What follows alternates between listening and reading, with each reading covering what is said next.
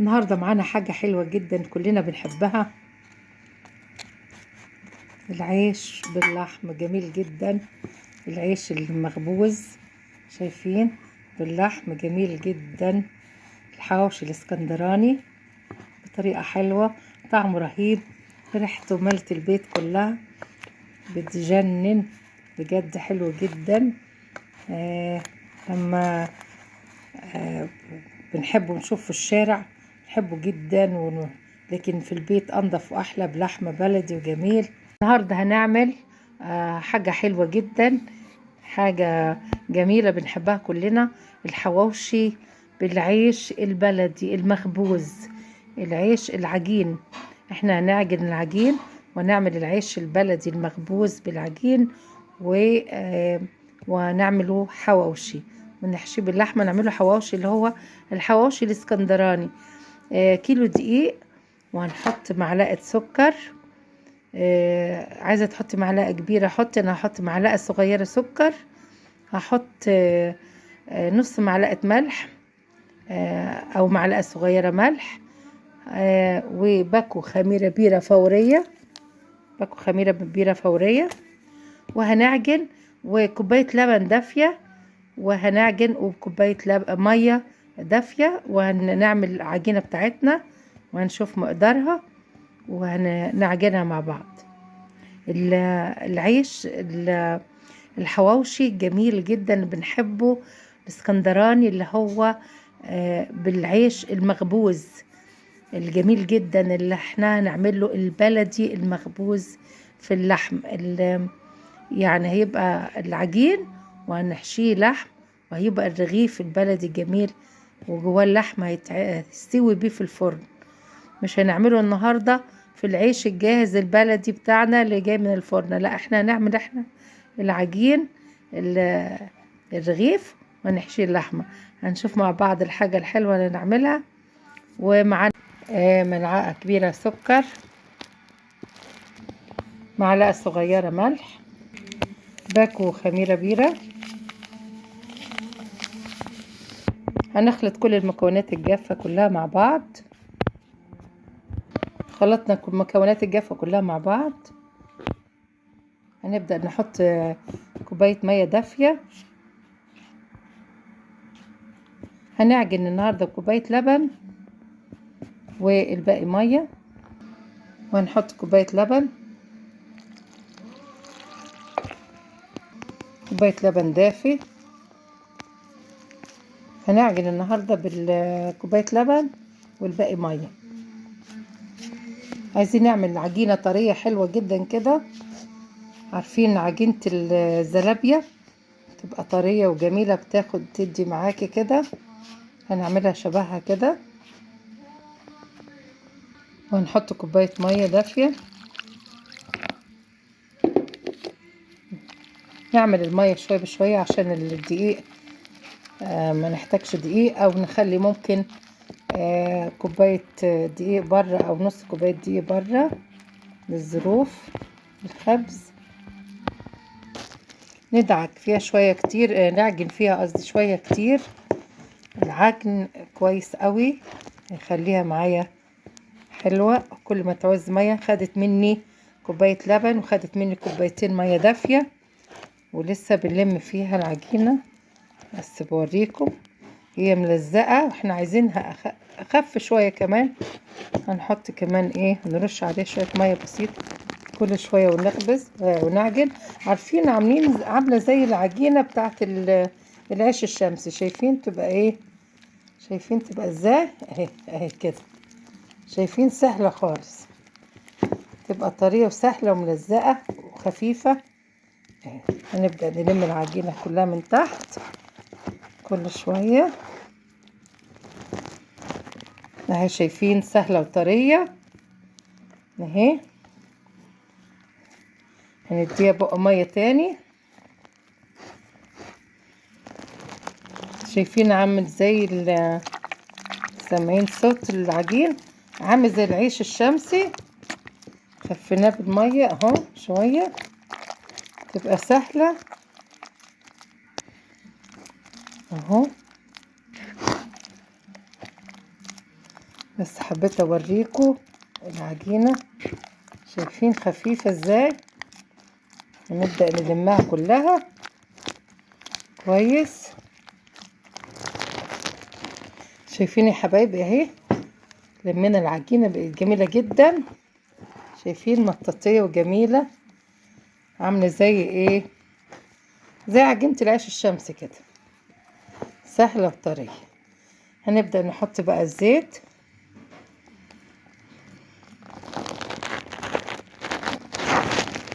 اهو يا حبايبي حطينا الزيت، يعني 4 معالق زيت كده. هنبدأ بص العجينة ما بتلزقش دلوقتي وجميلة، هنلمها كلها بالزيت. بقت سلسة وجميلة، هي ما بتلزقش.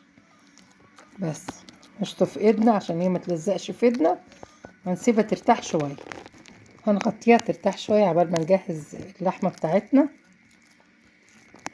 انا شوية الدقيق اللي كنت حاشاهم حطيتهم وانا بعجن، جميلة جدا. هنغطيها ترتاح، هنبدأ نجهز اللحمة بتاعتنا.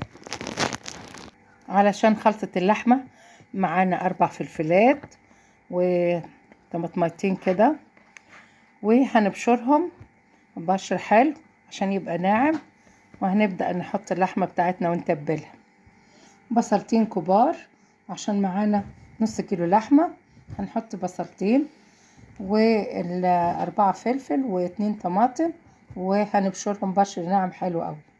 بشرنا الفلفل حلو قوي اهو، والطماطم وبصلتين وعدد 2 طماطم و4 فلفل. وهنبدأ نحط اللحمة بتاعتنا ونتبلها. معايا حتة دهنة صغيرة هنبشرها، بشرناها حتة الدهنة يعني معلقة كده، ونزلنا باللحمة وهنعجن لحمتنا. هنحط بقى توابل، ملح وفلفل اسود، حتة قرفة وحتة جنزبيل. مش عايزين بهارات خزبعبلية ولا تأليفات، لا لا لا، هو ملح وفلفل اسود وحتة قرفة وحتة جنزبيل. لو حد عايزة تحطي حتة جوز الطيب بس كده. عندك توم باودر، بصل باودر، عايزة تحطي حطي.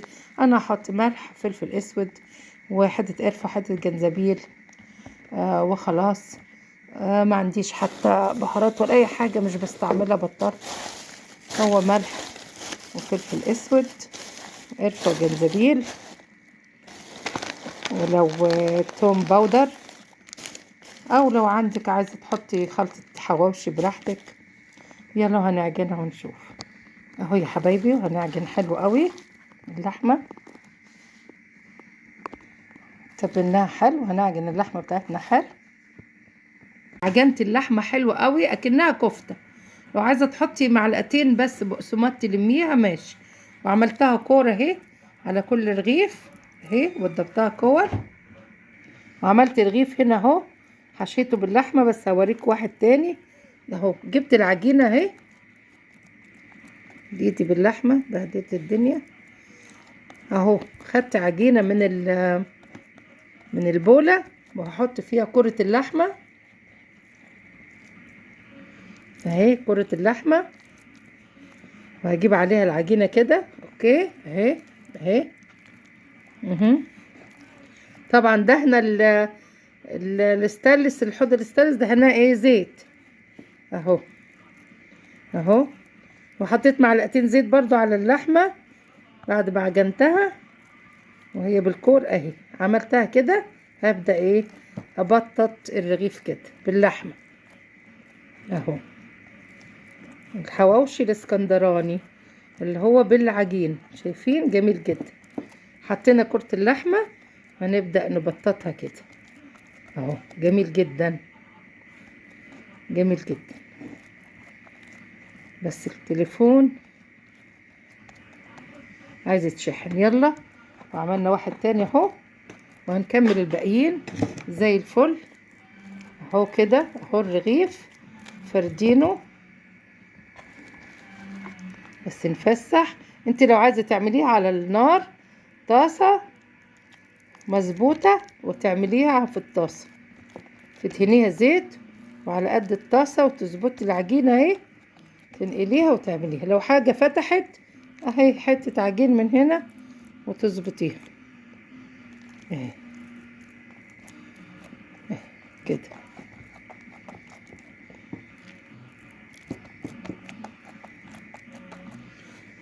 في رغيف تاني اهو. بصوا هنحط اللحمة بنفس الطريقة اللي وريتها لكم اهي. كرة اللحمة اهي. اوكي، هنبدأ ايه نلم عليها العجين اهو عشان ما ناخدش وقت اهو اهو كده اهو. وهنبدأ ايه نبططه. العجينة قلت لكم عاملة زي عجينة العيش الشمسي، طرية وسلسة وحلوة اهو. واختمرت، يعني العجين بتاعنا اختمر. بعد ما اختمر ابتديت اخد منه. شايفين طري ازاي؟ طري طري جدا. يلا اهو شايفينه في ايدنا اهو. يلا جميل جدا. ايه رأيكم؟ خطير. هنشوفه لما يستوي. هنظبط بس ده اهو. ده اتعمل حلو قوي. بس ايدي باللحمة اهو. خطير. هنشوفه بقى لما يستوي. ولعنا الفرن، شغلنا الفرن، وهنحطه على الرف الايه اللي من تحت فوق الفرن وهنظبطه. يلا هنشوفه لما يستوي. بالهنا والشفا. جميل جدا. حطيناه في الطاسة يا حبايبي. شايفين جميل جدا اهو.